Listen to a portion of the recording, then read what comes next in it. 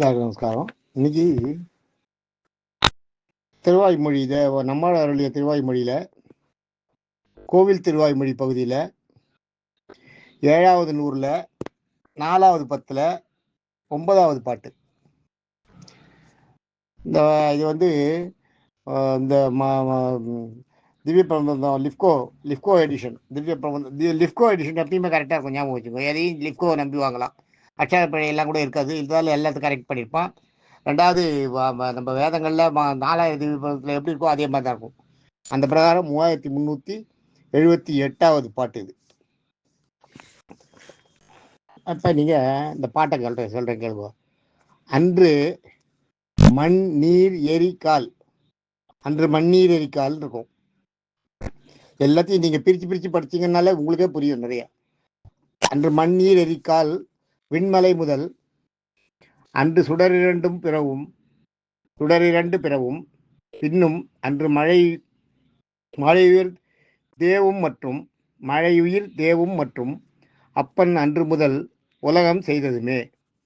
9வது பாட்டு. இந்த பாட்டு அது மாதிரியே இதுலையும் ஒன்று இருக்குது, ஒரு பாட்டு இருக்குது. திருவாய்மொழி தான், கோவில் திருவாய்மொழியில் முதல்ல நம்ம பார்த்தோம் பாருங்க. ஒன்றும் தேவும் உலகம் உயிரவில்லா அவன்று நான்முகன் தன்னோட தேவரோட உயிர் படைத்தான்னு ஒரு பாட்டு. அது அநேகமாக 4வது நூறில் வரும்னு நினைக்கிறேன். 4வது நூறில் அந்த பாட்டு வரும். 10 பாட்டில் முதல் பாட்டு அது. ஒன்றும் தேவும் உலகம் உயிரும் இல்லா அவன்று நான்முகன் தன்னோடு தேவரோட உயிர் படைத்தான். குன்றம் போல் மணிமாட நீடு திருக்குறுவதனால் நின்ற ஆதிபரான் நிற்க மற்ற தெய்வம் நாடுகிறேன்னு வரும் அந்த பாட்டு. ஆதிபிரான்னு ஆழ்வார்த்தினரி பெருமாளை சொல்லி பாடுறது. அது மாதிரி இதில் பார்த்தீங்கன்னா அன்றுன்றது அந்த அன்னைக்குன்னு அர்த்தம் இல்லை, அன்னிக்கே எப்போ முன்னாடி ஒரு நாள் என்னைக்கே, அந்த அன்னிக்கே மண் நீர் எரி கால். மண்ணுன்னா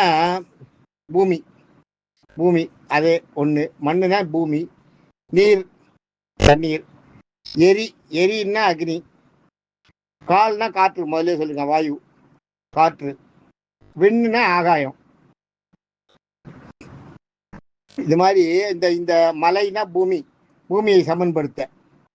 மலைன்னா பூமியில பூமியை சமன்படுத்துறதுக்காக ஏற்படுத்தினது தான் மலையா. மலைகள் ஏற்படுத்தினதுக்குன்னா பூமி அந்த அந்த சுழற்சியோட இது மாறாமல் இருக்கிறதுக்காக அங்கங்கே ஒரு மேடு பள்ளத்தை வச்சு அதனோட பேலன்ஸ் பண்ணுறதுக்காக பண்ணதான் பூமியை படைச்சாராம் பெரும்பாலும். அந்த காலத்தில் படைச்சது அதுக்காக படைச்சிருக்காரோ அது சொல்கிறார்.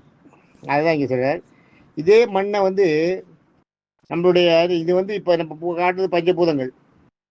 ரெண்டாவது 5 உடலுக்குள்ள இருக்கிற பூதங்கள், ஐம்புலன்களையும் இது குறிக்கும். மண்ணுன்றது வாசனை, மண் வாசனைன்னு பாருங்க. அது நீர்ன்றது சுவை, தண்ணீர் நல்லா செம்ம டேஸ்டாக இருக்குது தண்ணின்றவல்ல, அது சுவை, அதாவது நாக்குக்கு வாசனை சுவை.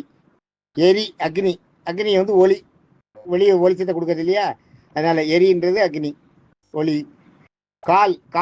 காற்றுன்றது நம்மளுக்கு ஐம்புலன்கள் எதுனா தொடு உணர்ச்சி. காற்று மேலே பட்டதுன்னா தெரியறதுல நம்மளுக்கு காற்று வீசுறது. ஃபேனை போட்ட உடனே ஃபேன் காற்று மேலே அடிக்கிறது, அடித்த உடனே நம்ம காற்று மேலே படுறதுன்னு நிற்கிறோம் இல்லையா, அது மாதிரி அதுதான் தொடு உணர்ச்சி காற்று. விண்ணுன்றது ஆகாயம். இந்த இடத்துல என்னென்னா ஒலி, இடி சத்தம் கேட்கறது இல்லையா ஆகாயத்தில், அதுதான். மலை பூமி, 5 ஐம்பூதங்கள், 5 பஞ்சபூதங்களையும் சொல்கிறார், 5 புலன்களையும் சொல்கிறார். 5 புறப்புலன்களையும் சொல்கிறார். இது அதில் எப்படி வேணாலும் எடுத்துக்கலாம். அது ரெண்டுக்கும் அது பொருந்தும். அவ்வளோ அழகாக பண்ணியிருக்கா பாருங்க. சில இடையில அவ்வளோ அழகாக பண்ணியிருக்கா பாருங்க.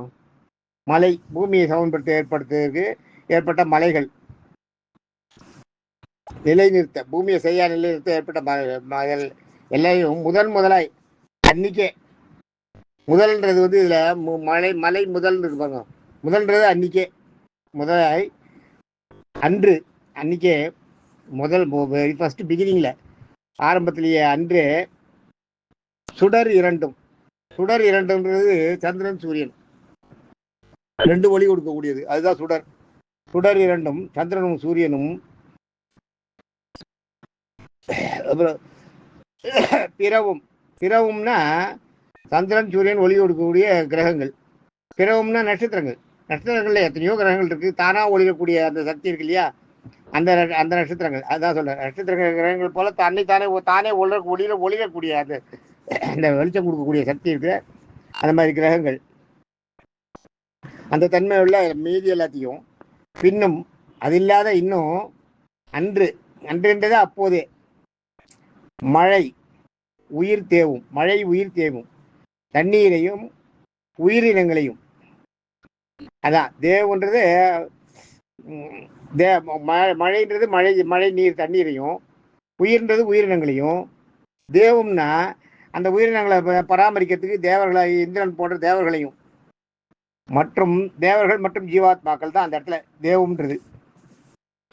தேவம் மற்றும் அது இல்லாத அப்பன், அப்பன்னா எங்களை அந்த எங்கள் ஜீவாத்மாக்களுக்கு எங்களுக்கு பேருதவி செய்ய இந்த மகாவிஷ்ணு அன்று ஒரு நாள் முதலாக உலகம் செய்ததுமே, உலகை உருவாக்கிய விதமே போற்றத்தக்கது அப்படின்னு ஆகும்.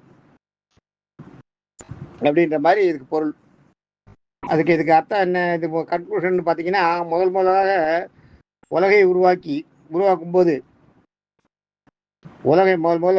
போது திருமால் வாசனைக்கு மண்ணையும், சுவைக்கு நீரையும், ஒளிக்கு நெருப்பையும், நொடி உணர்ச்சிகளுக்கு காற்றையும், ஒலியை உணர்ந்து கொள்ள ஆகாயத்தையும், உலகை நிலைப்படுத்த ஆங்காங்கே மலைகளையும், அன்றே வெப்பம் எல்லாருக்கும் கொடுக்கறதுக்காக சந்திர சூரியர்களையும், மற்ற கிரகங்களையும், வெப்பம் கொடுக்கக்கூடிய வெளிச்சம் கொடுக்கக்கூடிய மற்ற கிரகங்களையும்,